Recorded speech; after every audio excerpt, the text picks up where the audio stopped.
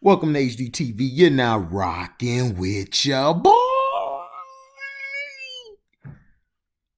What's going on, man? Now,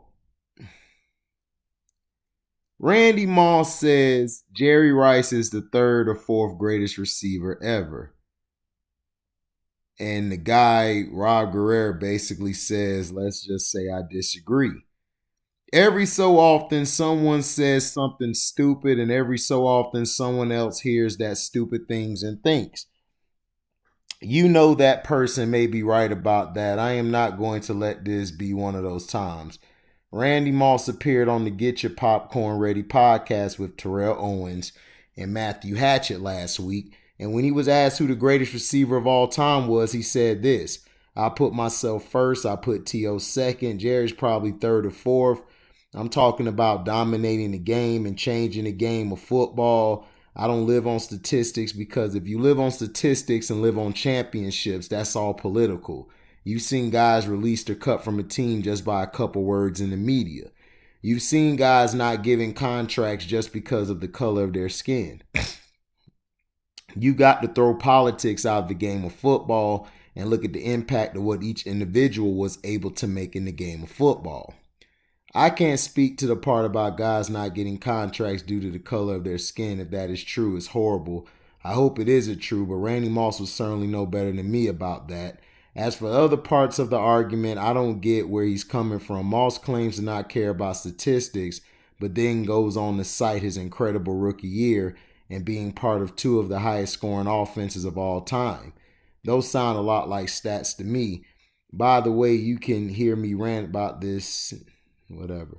Personally, I think he doesn't like hearing about statistics because Jerry blows them and everybody else out of the water. If Randy could play right now and produce at an average Randy Moss level, he still have to suit up for another 4 years to reach Jerry's touchdowns, 7 years to reach Jerry's yardage, and 8 years to reach Jerry's receptions. Jerry has 13 Pro Bowls to Moss 6, 10 All-Pro teams to Moss 4, and 3 Super Bowl rings to Moss 0. Not to mention Rice MVP and Super Bowl whatever. There really is no measure in which Randy Moss beats Jerry Rice unless you give Randy more points for being able to jump higher and run faster. Last I checked, though, they don't give you any more points for a touchdown that you catch by jumping over somebody else. I really don't like talking about being the best wide receiver in the game because I never set my goals to being the best. Moss went on to say in the podcast, mission accomplished. Mission accomplished, Randy. Well, basically, Randy Moss basically is saying that he's the best receiver ever, which I agree with that. But, you know, he's going to say he's the best, just like Terrell's going to say he's the best. Terrellowens is not a top 10 receiver to me, and I'm going to make a video on that explaining why he's not. But the Jerry Rice thing, what Mr. Guerrero has to understand, statistics was made for individuals to basically track what they've done. That's all it is a record of what they've done. Jerry has all of these stats because Jerry had longevity. And I give him credit for that. And also he took care of himself.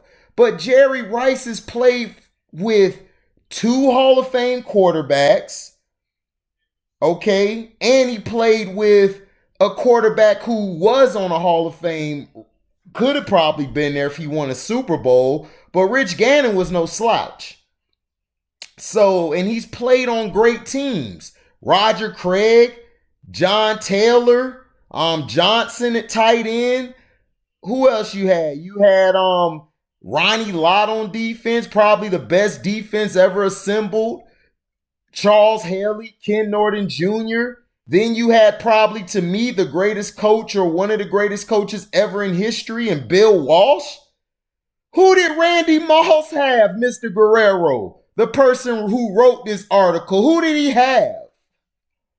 Randy Moss played with an old Randall Cunningham, a Brad Johnson, a Dante Culpepper, a Jamarcus Russell, and Andrew Walter, Tom Brady was probably the only best quarterback he's played with. He got Brett Favre when Favre was about done. He played with Kaepernick. I mean, when we look at all this and everything, like, what are we talking about? Randy Moss, if he feels like he's the best, that's how he feels. Let him feel that way. Let him feel that way. That's his opinion. That's the problem with media. Media think, oh, we got to praise. And plus, Jerry Rice admitted to using stickums. You don't remember that? I use stickums because everybody else was doing it. Chris Carter had to come out and say, I didn't use no stickums.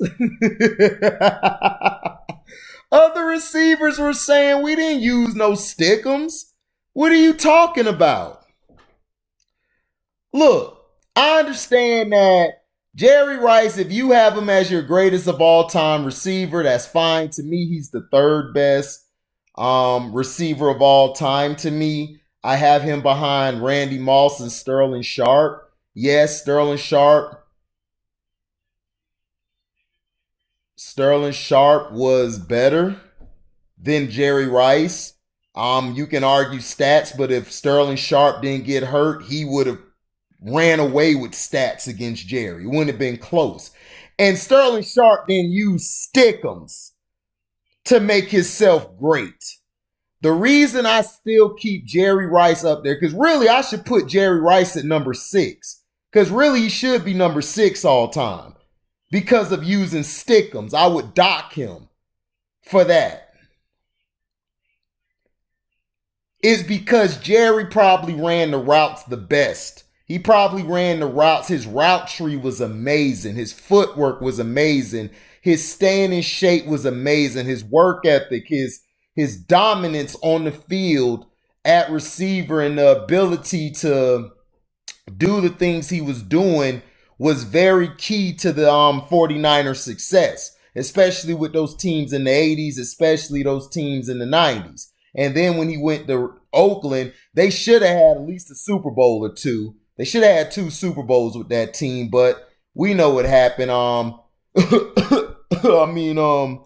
We know what happened. 9/11 and Tuck rule. Okay, so that's basically what happened.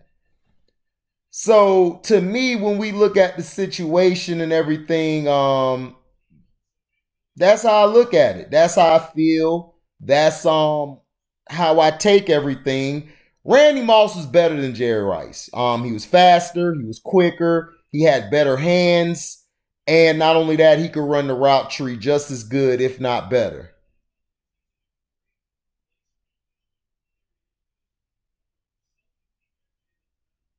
So I know people gonna hate on me for saying this, but Jerry, you great, but I'm sorry, you're not in my top 3, top 4. I'm sorry, you're just not. You're in my top 3, excuse me, but you're not in my top 1 or 2. Sterling Sharp and Moss were better than you. They were unguardable more than you, and they dominated everybody they went against. You had trouble against sometimes physical corners, and that's why they would move you into the slot at times. Nothing against you, but Randy Moss has the right to feel if he's the best, then he's the best. I agree. He's the freak. He's the freak. He changed the game. He is absolutely right. Statistics is nothing but documents of what you did, and statistics can be skewed a lot of times. But I'm sorry, Jerry Rice was knocked down because he used stickums. If he didn't have them stickums, would he be as great? And plus, even with stickums, Jerry used to drop some key passes at times. So, thank you for listening. Like, comment, subscribe, share this, hit the notification bell to select all to receive upcoming content. And if you want to donate to the page, you can cash at me at the word welcome, the number 2, and then HDIITV. And I would like to shout out C-Pen for the win. He has a new show up Shout out to who did it this time, how they forgot number 7. And also shout out to Carcino for Life, Ticket TV, and all the other brothers out there with platforms. Continue being great, man. And shoot. Thank you for listening. We out. Live boy.